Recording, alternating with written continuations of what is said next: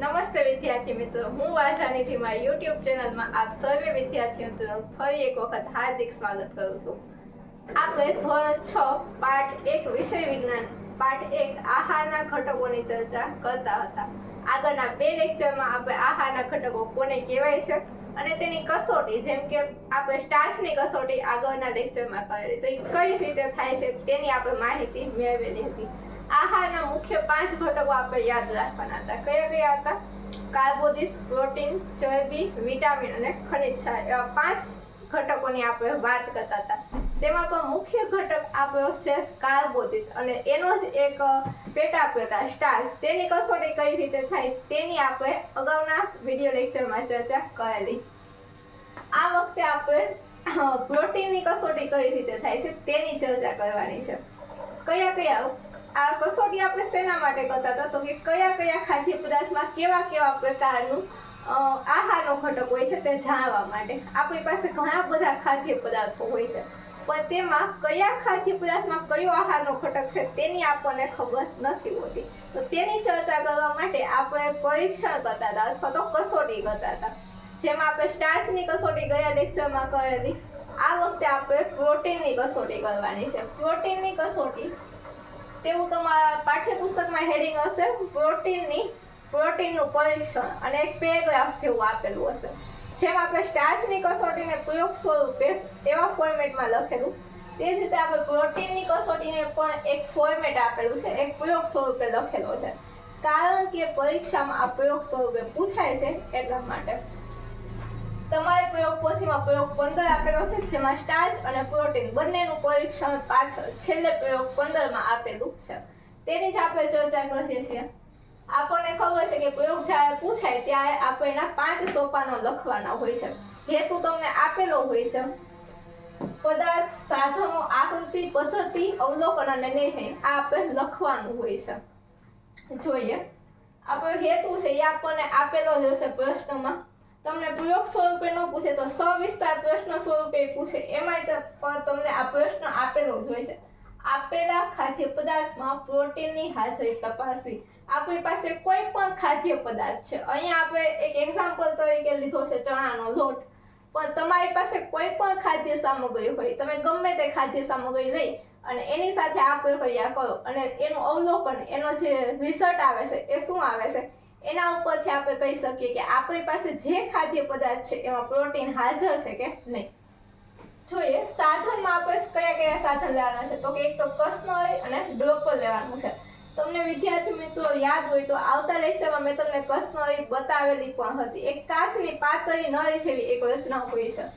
Dropper શું કામ હોય છે? કોઈ પણ આપણી પાસે રસાયણ છે એના ટીપા પાડવા માટેનું સાધન છે, ડ્રોપ પાડવા માટેનું. પદાર્થમાં આપણે લઈએ છીએ ચણાનો લોટ, કોપર સલ્ફેટનું દ્રાવણ અને કોસ્ટિક સોડાનું દ્રાવણ. કોપર સલ્ફેટ શું છે?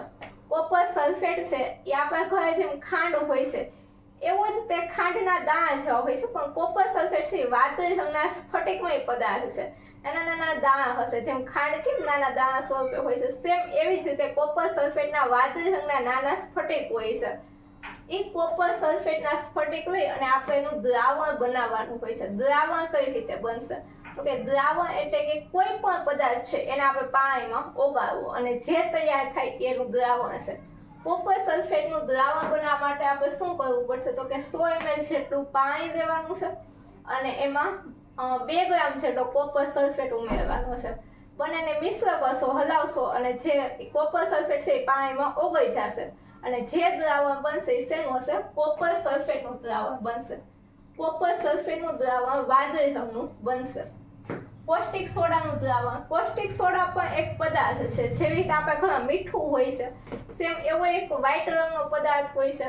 તેનું પણ આપણે દ્રાવણ બનાવવાનું છે. કેવું દ્રાવણ બનાવશું? તો કે 100 ml જેમાં આપણે પાણી લીધું હતું કોપર સલ્ફેટનું દ્રાવણ બનાવવા, એટલે 100 ml પાણી લેવાનું છે અને એમાં 2 ગ્રામ જેટલો કોસ્ટિક સોડા એડ કરવાનો છે. બંનેને હલાવી અને જે દ્રાવણ મળશે એ શેનું હશે? કોસ્ટિક સોડાનું દ્રાવણ મળશે. અહીંયા આપણે આકૃતિ સિમ્પલી એવી એક આકૃતિ ડ્રો કરી છે. પરીક્ષામાં પણ તમે સિમ્પલ આકૃતિ ડ્રો કરી શકો છો. એમાં કોઈ પણ વધારાનું તમારે કંઈ પણ કરવાની જરૂર નથી. સિમ્પલ એવી આકૃતિ ડ્રો કરો, પણ નામ નિર્દેશન કરવું ફરજિયાત છે. જે તમે આકૃતિ ડ્રો કરો છો એમાં ફરજિયાતપણે તમારે નામ નિર્દેશન કરવાનું છે. શું કરવાનું છે તો કે અહીંયા મેં કોપર સલ્ફેટ અને કોસ્ટિક સોડા બંનેની એક બોટલો દેખાડેલી છે. ટેસ્ટ ટ્યુબ લીધેલી છે, કસનરી લીધેલી છે, એમાં ચણાનો લોટ થોડોક નાખેલો છે. ચણાનો લોટ છે એને આપણે થોડુંક પાણી નાખીને પેસ્ટ બનાવવાની છે. એમાં કોપર સલ્ફેટ અને કોસ્ટિક સોડા બંને નાખવાનું છે અને રાખવાની છે. એ જ આપણે પદ્ધતિમાં લખેલું છે. જોઈએ પદ્ધતિમાં આપણે આવી રીતે મુદ્દાસર પદ્ધતિ લખવાની છે અને મુદ્દા 1 by 1 એક લાઈન બીજી લાઈન એવી રીતે એક પછી એક લાઈનમાં ઊભી લાઈનમાં લખવાના છે. એકને એક લાઈનમાં એક મુદ્દો પછી બીજો મુદ્દો એ રીતે લખવાનો નથી. આવી રીતે ઊભા ફોર્મેટમાં લખવાનું છે. પદ્ધતિમાં આપણે જોઈએ પેલો પોઈન્ટ છે થોડોક કસનરીમાં ચણાનો લોટ લો. આપણા ઘરે જે ચણાનો લોટ હોય છે એ આપણે થોડોક એવો કસનરીમાં લેવાનો છે. તેમાં પાણી ઉમેરીને તેની પેસ્ટ બનાવો. અથવા તો જો તમારી પાસે ચણાનો લોટ છે એ તો પાવડર ફોર્મમાં હોય છે, પણ જો તમે એવો કોઈ ખાદ્ય પદાર્થ લ્યો છો કે જે પાવડર ફોર્મેટમાં નથી તો આપણે એને દળીને ખાંડીને પાવડર ફોર્મેટ બનાવવાનું છે અને પછી કસનરીમાં નાખવાનું છે. તેમાં પાણી ઉમેરી તેની પેસ્ટ બનાવો. કસનરીમાં ડ્રોપરની મદદથી શું કરવાનું છે તો કે કોપર સલ્ફેટ. કોપર સલ્ફેટનું મેં અહીંયા અણુસૂત્ર લખેલું છે. કોપર સલ્ફેટના 2 થી 3 ટીપા આપણે એમાં નાખવાના છે.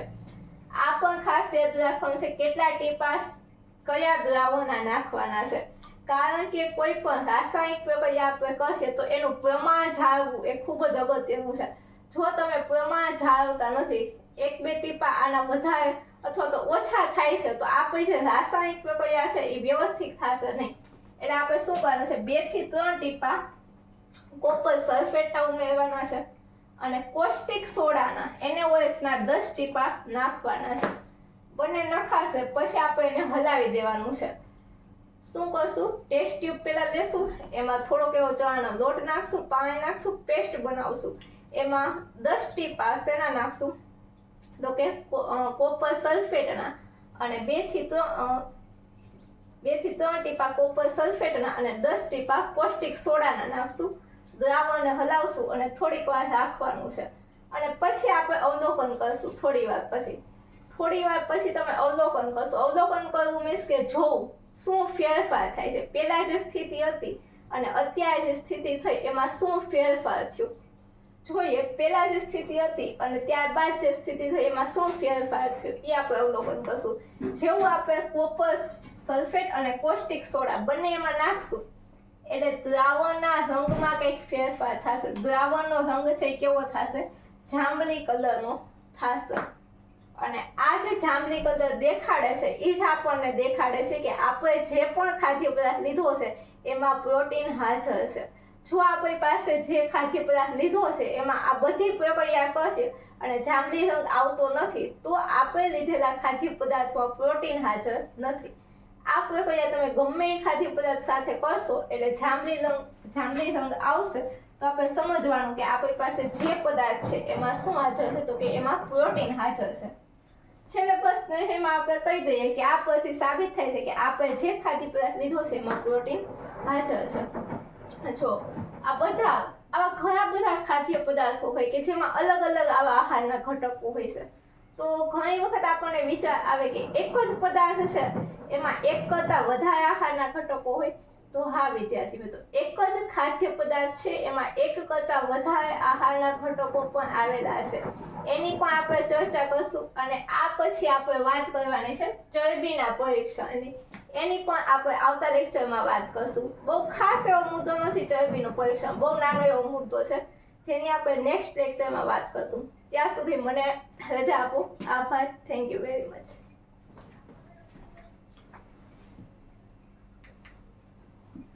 દબાવી